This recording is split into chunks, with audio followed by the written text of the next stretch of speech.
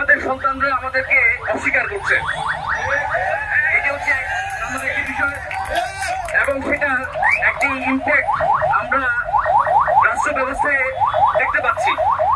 TSC যে সিদ্ধান্ত নিয়েছে 1 সপ্তাহের ব্যবধানে তাদের নোটিশ পরিবর্তন করে, এটি আমাদেরকে ভাবতে বাধ্য করছে যে এখানে নিশ্চয়ই কোনো দুর্বলমূলক কোনো কনস্পিরেসি এখানে কাজ করছে।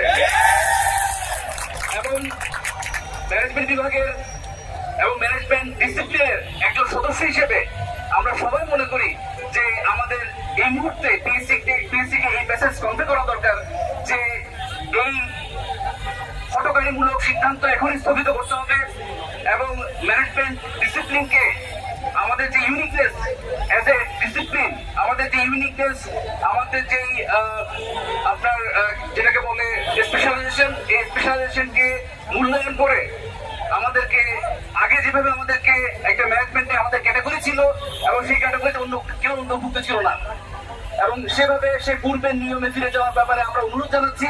শাসন যদি এটাকে সুন্দর দৃষ্টিতে দেখে যদি সমাধান করেন, তাদের বর্তমান সিদ্ধান্ত যদি স্থগিত করেন, তাহলে আমরা আবার ফিরে যেতে চাই আমাদের স্বাভাবিক কর্মকাণ্ডে। আমরা কোনো অস্থিরতামূলক পরিস্থিতি সৃষ্টি করতে আসিনি এখানে। আমাদের উদ্দেশ্য হচ্ছে ম্যানেজমেন্টকে ইউনিক ডিসিপ্লিন বাঁচিয়ে রাখা, এটা আমাদের সবাইকে বুঝতে হবে এবং তার জন্য তাদের সিদ্ধান্ত পরিবর্তন করতে হবে, না হলে আমরা পরবর্তীতে হয়তো আরো কঠোর কিছু পদক্ষেপ নিতে পারতাম। এবং আমাদের একটাই দাবি,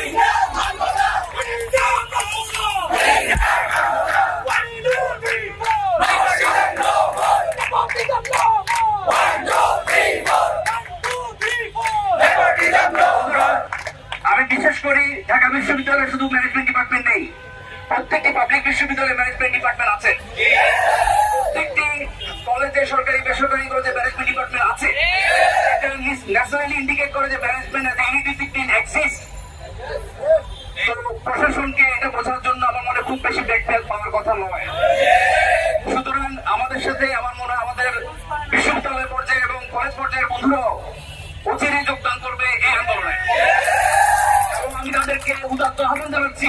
এটা আমাদের শুধুমাত্র ঢাকা বিশ্ববিদ্যালয় ম্যানেজমেন্ট পরিবারের শুধু দাবি নয়, আমার মনে হয় ঢাকা বাংলাদেশের সকল ম্যানেজমেন্ট ডিপার্টমেন্ট যেখানে যেখানে আছে প্রত্যেক ডিপার্টমেন্টের দাবি যে ম্যানেজমেন্টের সাথে অন্য কোনো বিষয় যেগুলোর সাথে ম্যানেজমেন্টের আসলে কোনো সম্পৃক্ততা নেই, সেই সব বিষয়কে আমাদের ক্যাটাগরি থেকে বাদ দেওয়া হোক এবং আমরা আমাদের পূর্বের যে সম্মান সেটা ফিরে পেতে চাই। ম্যানেজমেন্ট ডিপার্টমেন্টকে ডিস্টিংক্ট ডিসিপ্লিন ঘোষণা করা হোক এবং এর সাথে কোনো অন্য কোনো বিষয়কে ক্যাটাগরিভুক্ত করা না হোক। এবং যদি যেহেতু আমাদের গতকাল আমরা ভাইস চ্যান্সেলর মহোদয়, প্রভাইস চ্যান্সেলর মহোদয় সাথে আমরা আলাপ করেছি এবং এটা হতে পারে যে একটা ইকুইভ্যালেন্স কমিটি গঠনের মাধ্যমে পরবর্তীতে হয়তো বা কিছু বিষয় ভাবনা চিন্তা করা যেতে পারে, কিন্তু কোন রকম ইকুইভ্যালেন্স কমিটি ফর্ম না করে, কোন রকম অ্যানালিটিক্যাল প্রসেস কোনো ফলো না করে, হ্যাঁ, এবং কোন এক্সপার্ট অপিনিয়ন না নিয়ে যেভাবে সিদ্ধান্ত নেওয়া হচ্ছে, এটা আমার কাছে মনে হচ্ছে আমাদের জন্য খুবই থ্রেটেনিং এবং আমরা এর বিরোধিতা করছি। আরেকটি বিষয় আসলে অনেক বলার আছে, ম্যানেজমেন্ট ডিপার্টমেন্ট থেকে যদি কোনো এক্সপার্ট না নেওয়া হয় তাহলে ম্যানেজমেন্টের ব্যাপারে সিদ্ধান্ত কিভাবে হতে পারে? এবং আমাদের বিশ্বাস ঢাকা বিশ্ববিদ্যালয় management department is the pioneering department. ম্যানেজমেন্টের ব্যাপারে সিদ্ধান্ত নেওয়ার পূর্বে university grants commission, public service কমিশনকে অবশ্যই ম্যানেজমেন্ট ডিপার্টমেন্টের শিক্ষকদের সাথে কথা বলতে হবে এবং সেই কথা বলে যদি আমরা সিদ্ধান্ত ত্যাগ করতে পারি তাহলে তারা একটা কনসেনসাসের ভিত্তিতে পরবর্তীতে হয়তো কিছু চিন্তা করতে পারেন। কিন্তু এভাবে একতরফা ভাবে ইনক্লুশনের মাধ্যমে আমার মনে হয় একটা কেওটিক পরিবেশ তৈরি হয়েছে। আমরা আরো দেখতে পারি এই পিএসসি তারা বিভিন্ন সিলেকশন বোর্ডে ম্যানেজমেন্ট বিষয়, মৌলিক বিষয়ের এক্সপার্টকে না রেখে যারা ব্যবস্থাপনা বিষয় ছেড়ে অন্য জায়গায় চলে গিয়েছেন তাদেরকে এক্সপার্ট হিসেবে গণ্য করে বা অন্য সাবজেক্টের টিচারকে এক্সপার্ট হিসেবে গণ্য করে সিলেকশন কমিটিতে নিয়ে আমাদের ছাত্রীদের বিরুদ্ধে বৈষম্যমূলক আচরণ করছেন।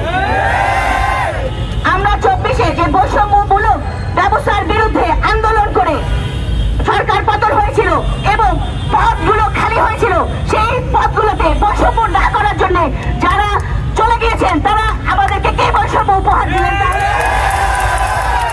তারা একটা ডিসিশন নেওয়ার আগে কেন কারোর সাথে কথা বলার প্রয়োজন বোধ করেন না?